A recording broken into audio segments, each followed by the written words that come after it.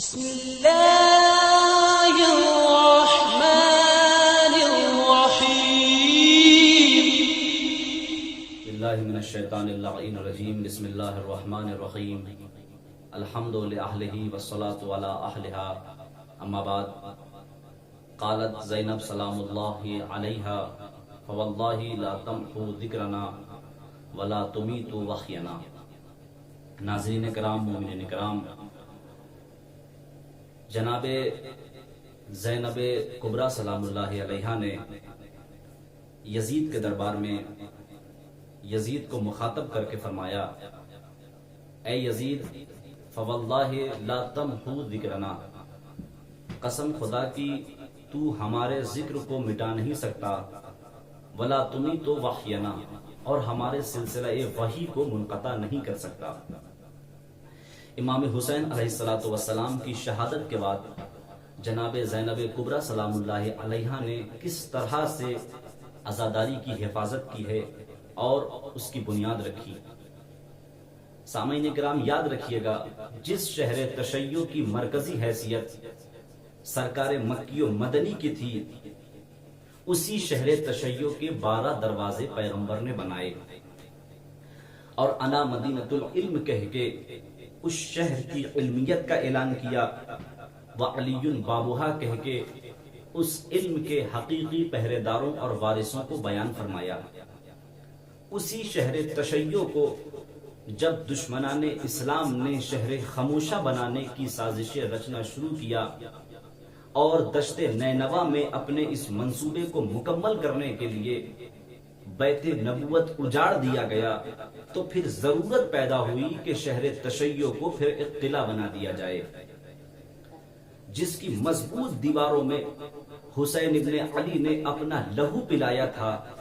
اس خون کی سرخی کو عالمینی اور آفاقی بنانے کے لیے زینب علیہ مقام نے ایک شفا خانہ بنایا جس کا نام عزاداری رکھا، جس میں دکھی دلوں کا علاج ہوتا تھا، ہر غمزدہ کا علاج ہوتا تھا، ہر مظلوم انسان جہاں بیٹھ کے چین کی سانس لیا کرتا تھا، ہر مصیبت کا مارا جہاں آ کر یہ احساس کرتا تھا. یہ عزاداری نہیں تھی، یہ عزاخانے نہیں تھے، زینب کے بنائے ہوئے وہ شفا خانے تھے جہاں مریضوں کو شفا بانٹی جاتی تھی. زینب نے صرف شفا خانہ نہیں بنایا، ایک قلعہ بنایا جس میں بے کسوں کو، مجبوروں کو، درد مندوں کو، لاچاروں کو جمع کر دیا گیا، جہاں بے سہارا لوگوں کو ایک سہارا مل گیا. چاروں طرف سے دشمن طاقتیں یلغار کرنا چاہ رہی تھی، زینب نے عزاداری کا مضبوط قلعہ بنا کر پوری دنیا کو یہ درس دے دیا کہ یہ قلعہ کسی طاقت سے ڈھایا نہیں جا سکتا، کوئی حکومت اس کے رموز و اسرار کو ختم نہیں کر سکتی، کوئی ان کے دیواروں کی طاقت کو منہدم نہیں کر سکتا، کوئی ان کی سلطنت کو ختم نہیں کر سکتا. یہ شفا خانہ بھی تھا اور ایک قلعہ بھی تھا، اور اسی میں زینب نے ایک کارگاہ بھی بنا دیا جس میں ہر فکر کا علاج، ہر سوچ کا علاج، اسی عزاخانے اور اسی فرش محبت پر توحید کی گرہیں بھی کھولی جاتی ہیں، وحدانیت کے فلسفے کو بھی بیان کیا جاتا ہے، آمد نبوت کے مقصد کو بھی بیان کیا جاتا ہے. توجہ فرمائیے گا، یہی وہ فرش عزا ہے جہاں عدل الہی کی گتھیوں کو سلجھایا جاتا ہے.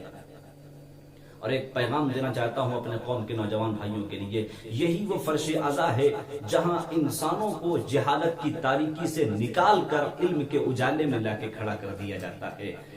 اور عزیزان محترم، یاد رکھیے گا، یہ کوئی رسم نہیں ہے، یہ کوئی رواج نہیں ہے کہ انسان گھر سے چلے، عزاخانے میں بیٹھے واہ واہ کرے اور چلا جائے، اور پھر جو گفتگو ہو وہ اس کے مقابل نہ ہو.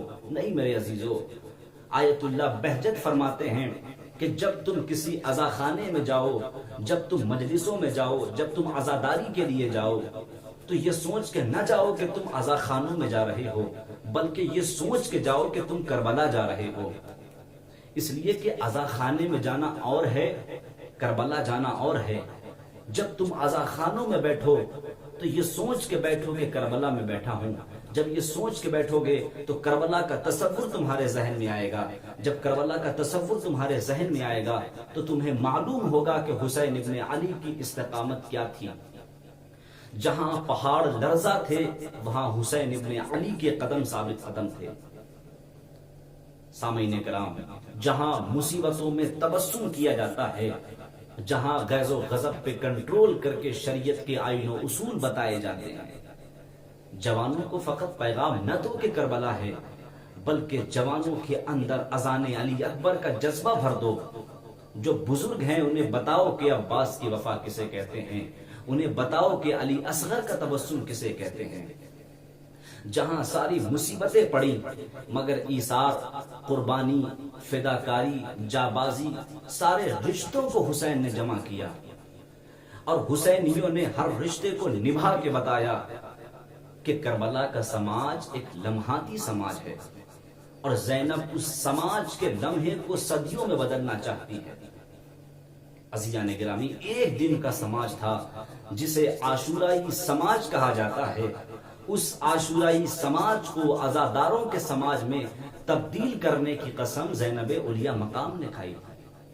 جو رشتے حسین نے کربلا میں نبھائے تھے، زینب انہی رشتوں کو آگے لے کے گئی ہے.